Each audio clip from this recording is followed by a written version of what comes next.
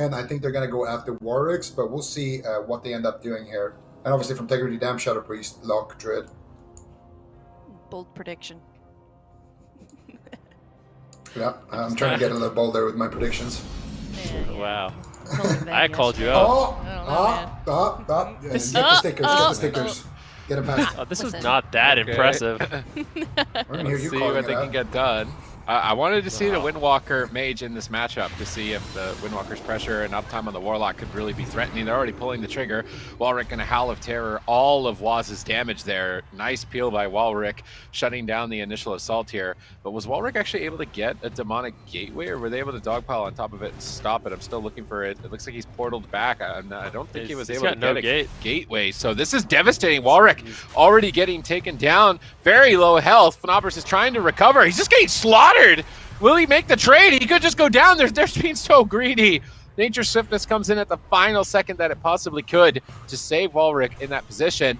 He's still not even going for a demonic gateway in this position, just trying to counter pressure with the Dark Soul. It gets polymorphed on it. Good denial by Thesia. Yeah, doing a good job. Thesia shuts him down. Wallirik right now with no gateway going to be really vulnerable, but that was the major threat. That was the Weapons of Order. That was the Zwen. Walrik's nicely done there by Whaazz. I really like it. He has this Transcendence right on top of his demonic circle. So anytime Wallirik tries to get away, Whaazz is right there, and Wallirik could just get dropped. Massive damage comes in. A huge overlap, too, from Zot and Wallirik. Panic mode by Tegridy. Damn, they get the Void Shift, that life swap, as well as the Unending Resolve, and Wallirik might just die through it. This is a disaster for Tegridy. Damn, Wallirik goes down to 10% health once again. A huge heal comes in from Fnoberz, but the pressure from Method EU is immense. Yeah, you can see Fnoberz on the screen right there. He has no idea what's going on here. There's so much damage. Leg sweep connects onto Wallirik. This could just be the game here. Iron Bar comes out. Wallirik teleports away from Fnoberz. He does have some healing effects with Wallirik. He might be making his way over there. Whaazz is so sad right now that Thesia broke that paralyze. If Whaazz could have just got him there, the gate. Could have gotten nice counterspell there on the gate. If Thesia didn't break that paralyze, Whaazz would have connected. He would have had the touch of death there, almost guaranteed. Wallirik now finally laying down the gateway here. He gets Hammer of Justice behind him. Pushing in for the Dragon's Breath. Fnoberz is looking to avoid it. Here comes Zwen. Big damn onto Wallirik. Once again, he'll use his gateway to get away here from Whaazz, but Whaazz all over him with those images as well. Finally, some roots coming out onto Whaazz. Do they have the damage though? Fnoberz in a paralyzed. Big pressure. Mr. Fury coming out here. Full counterspell secured onto Wallirik. Thesia with combustion rotating back up in 20 seconds. Fnoberz not going to have an Iron Bark for that if he pulls the trigger right away. And that could just be the game. The one saving grace right now for Wallirik is that he has his trinket again now for that leg sweep. Whaazz could be setting it up there. Anytime Fnoberz and Wallirik are stacked, he can get a double there as well. But he might just go for the single leg sweep. Here we go. Could be the time to push the trigger here. Wallirik knows he needs to be careful. He's also trying to counter pressure right now with the power infusion. And now we can see Chas here pushing in for crowd control. Fnoberz with the Fleshcraft. Chas didn't use his Hammer of Justice though. Still going to have that. And here comes combustion. Wallirik teleporting away from it. Thesia looking to just get damage onto Zot here with that leftovers from that combustion. But I don't think you ever want to go off of Wallirik here if you are the Windwalker mage. Your strategy is sit on Wallirik and kill him. Anytime you connect on him, anytime you can, just get that uptime and get that damage out. Fnoberz, mana-wise, looking quite tied right now with Chas, but I expect this game, if it goes on for a long period of time, I expect it to start going in favor of Tegridy Dam. But now, another setup here, full sheep secured onto Fnoberz. They got the stun onto Wallirik, got the trinket. There's a gateway now. Nice teleport on the port there by Whaazz. Wallirik still though not slowed here. Whaazz not able to connect with that in time there, and now Fnoberz with a nice Nature Swiftness, able to pick Wallirik back up once again. Decent pressure, though. Look at Method EU. They're starting to rot down, but here comes a setup. Fnoberz going to block it with Iron Bark. Good defense here, bolstering his teammates. Now Combustion's coming off cooldown, though, and there's no answer. Zwen's coming up. Wallirik could just die before it. Unending Resolve has to trade. He's desperate, spamming out Drain Life, getting paralyzed on it. Trying to still get dots out. Is that really the right move? He's so low on health at this point. He's got portal. He portals, but he's just outright dead. He's barely holding on. Fnoberz has nothing in his back pocket at the moment to heal him. Their Howl of Terror Whaazz. They're trying to stall the fight as long as possible to maintain Wallirik here. Can they manage to do so? Zwen connects. They grip Wallirik just a couple of feet, but I think it's over. How on earth is he still alive at this point? Fnoberz bombing and heals, and he has managed to recover. He's actually still alive in the fight. They're going to root up the Zwen. I like that. Using Mass Entangle on the images should have been mandatory for Fnoberz in this matchup. He definitely needs to look to do that more often. Root the Storm, Earth, and Fire with Mass Entangle, root the Zwen, and play that kiting game that we've seen them play throughout the earlier parts of the circuit, because right now it's basically been Wallirik versus Whaazz. Windwalker's always going to win that. He needs the Druid's help. Yeah, Wallirik been doing a pretty good job surviving here. Whaazz, I can't believe he didn't take him down. That Weapons of Order, that Zwen had a lot of damage available, but they managed to make the trade. Chaz getting swapped to right now, and Tegridy, damn, they're looking better and better in the matchup. The one thing is Fnoberz, he's going to have to sneak away and go for a drink at some point, but a big combustion in the slag sweep. Wallirik is getting absolutely smashed. Nice Howl of Terror keeps him in the fight.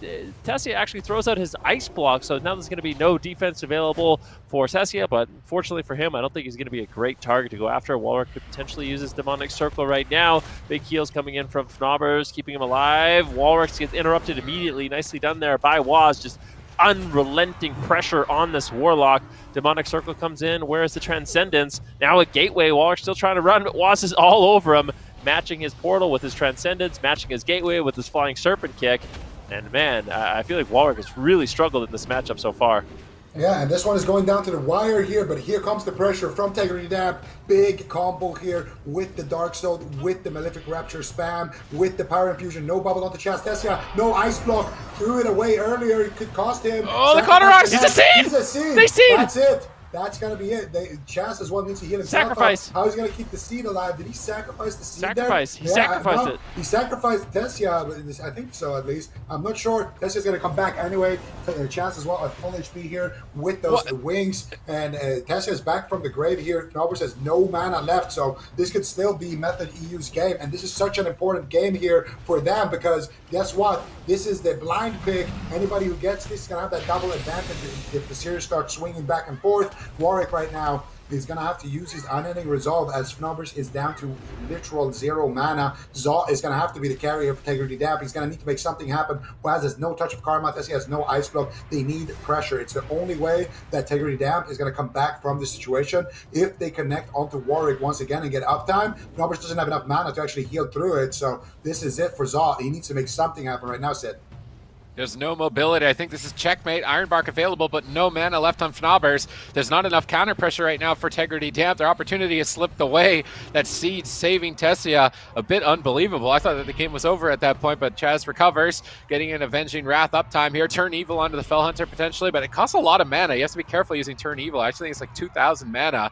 I think Chaz should even look for that at the moment. Wallirik getting just pushed around at the moment. Demonic Circle available after the interrupt. He does manage to recover. Decent damage on Thesia, but now we see Chaz recover. And now Chaz dispels Unstable Affliction, takes a big hit. Fnoberz jumps in, stunning up Thesia, and Whaazz is going to trade Diffuse Magic a bit preemptively just to stay on target. Somehow, someway, Fnoberz has regenerated mana, getting a high-value Innervate, suddenly turning this game in their favor.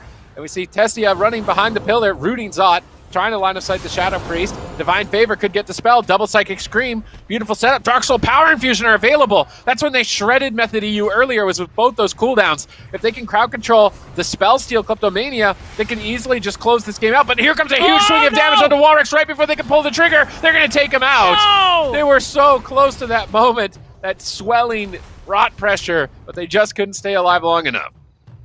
Wow, nicely done there by Method EU. Quite a big push. Kind of unbelievable that Thesia was able to survive with that pod tender and that sacrifice from Chaz, but that gives him an extra lifeline. Tegridy Damp, they were so close. I mean, we're going to see it in the replay. Wallirik, they had the Iron Bark available for him, but unfortunately, it was just too much burst. Whaazz, just with the Paralyze, was able to close out the game. There was enough crowd control for them. And then once he had actually portaled away, he was trying to bait Whaazz over to the gateway so he could just gateway away, but unfortunately, the Touch of Death came in too fast. And that's going to be 1-0 for Method EU. Oh my goodness! It's always like a little bit heartbreaking when you see games end that way, when they had that seed but they weren't able to get the kill, and we can see how that all went down right here in game number 1. Yeah, so at this point, Thesia has already died and came back, and there's Double Fear. Zod's trying to set up some offensive pressure here. Fnoberz has regained just the tiniest bit of mana, which all are super important. But then Combustion comes rolling in here. They land a Spear Hand Strike onto Warwick. Combust. Warwick teleports after the kick ends. Whaazz just reconnect. Touch of Death. See ya. And Fnoberz, of course, on the opposite end there from where that portal was for Warwick, not able to get there in time, not able to back up his Warlock there. And I mean, this is kind of what I expected to see. A matchup where Tegridy Damp, they need to survive for a really, really long time, like 30-40% dampening to actually win the game. And a game where, you know, Method EU, anytime they land an interrupt onto Warwick, anytime they land a counterspell, anytime they stun him, anytime they do that and they have, you know, a Zwen or Combustion, it's just going to be big, big trouble for Tegridy Damp. So it definitely feels like Tegridy Damp are the ones fighting an uphill battle here. All right, Stupities, do you think we're going to see Empyrean Domain? That one's tougher to call with this matchup. It's still okay. I don't think it's bad, but I actually think Fnoberz just needs to play better with Wallirik. The entangling roots are way too late. The Zwen is getting too much uptime. Those should be mass entangled with images every single time. It's the same cooldown, 30 seconds. It's not going to be the same matchup, so it's not really relevant anymore to talk about it. But if the Windwalker comes out again, the Druid is the counter to the Windwalker. You Ursul's Vortex when Wallirik wants to portal, so if Whaazz ports, he gets pulled back away from the Warlock. And the Druid is what makes it impossible for the Monk to connect. And if the Druid isn't doing that, then Wallirik just is never going to be able to do anything. So I do want to see them running that Mass Entanglement build. And Fnoberz looking, even in this matchup, I think the Mass Entanglement build with Deep Roots, when the Rogue Mage is trying to run behind the pillar and you root them and you Vortex them and there's no escape, there's no line of sight, I think it's very important. And that's something that Fnoberz was doing last weekend that I didn't see enough of in the first game. And if they just even make that change, I think that they could still take the series. Okay, they are still very much in this here on the side of Tegridy Damp. We are actually going to be also going to Empyrean Domain, and then we are, of course, seeing Method U make that composition swap here. Why do you think we see Whaazz opting for the spec then, Ben? I'm not sure. I kind of wonder why. I mean, maybe Method EU, that matchup didn't play out the way that they thought. Maybe it was a little bit too close to call. I mean, ultimately, they did survive from Pod Tender, so maybe not feeling too comfortable in it. Because you have to think about it. From Method EU's perspective, they knew exactly what Tegridy Damp was going to run on the ground, right? So they had a game plan going into the series. However, maybe that game was just so uncomfortable that they just wanted to mix it up, or maybe they don't want Tegridy Damp to get too comfortable in the matchup also. So, like Sid said, there is some things that Tegridy Damp could have done better in order to keep Wallirik alive, and maybe Method EU doesn't want to give them the opportunity to make those improvements, so just constantly keeping them second-guessing might be something that they're looking to do. Yeah, very well could be. We'll have to see if that comp swap, or that swap from just Whaazz, I guess, works out here for Method EU in game number 2. Interesting that they're switching things up when they did win game number 1 here. But of course, Tegridy Damp, like Ben already mentioned, really not much they can do in terms of compositions. They this is their composition. This is what they have, and this is exactly what they're good at. So when we have losses like that, it's got to be a little bit frustrating when there's really maybe not frustrating, Zico, but like when there's nothing you could really do but play that same composition and just like improve on what you did in game number 1. I don't know. What do you feel like that's like as a team? I mean, personally, I would be kind of frustrated because the seed survived and then ultimately I lost afterwards, right? So definitely some frustration, but these guys are probably going to be very level-headed here. You know, they know that they're a 3-man roster. They came in as one of the last seeds here, and they've been performing very, very well. A lot of experience on this roster as well. And actually, one interesting thing, I don't know if Zod is... I think Zod is actually from the UK, but I know Warwick and Fnoberz are both from Denmark. So this is a kind of a Danish squad here on Tegridy Damp. Why Method are running the Rogue Mage Priest? I think, they stopped the gateway here. This is huge. They're going to get a huge opener here potentially right away. Whaazz is still not using his stun here onto Warwick. They got a sheep onto Zod into a mind control. They're waiting to land something onto Fnoberz. They're waiting for this Iron Mark before Whaazz commits any of his stun lock. So we're going to probably see a fear onto Zod into a stun on Warwick and Fnoberz, into a Sheep or a Ring of Frost on Fnoberz, something like that. As soon as they pull the trigger, Fnoberz try to Iron Bark. Here comes the kidney shot. Okay, they just